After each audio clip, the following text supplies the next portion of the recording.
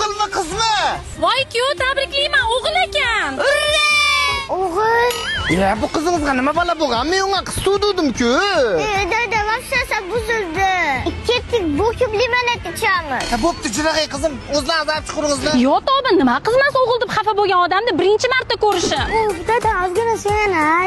Nima aytaman, ho'kiz jigan ichganga suyan bolam. O'zi charcha o'tiribman, o'g'lim.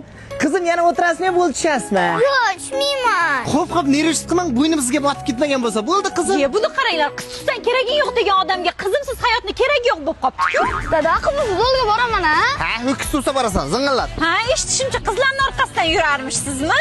Nafaqat yuraman, kerak bo'lsa yuguraman. Nimaga? Dada, yetolmagan kalka. Yetolmagan. Ana ko'rdingmi, hozir yugurmasam yetolmayman. Bek aka. Qo'limga, qo'y qo'limga, ko'zing bormi? Akangga ber.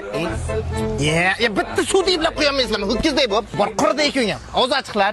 O'zim yaxshilab qo'limga suv qo'yib qo'ytinglar qizim. Ha, qo'limga.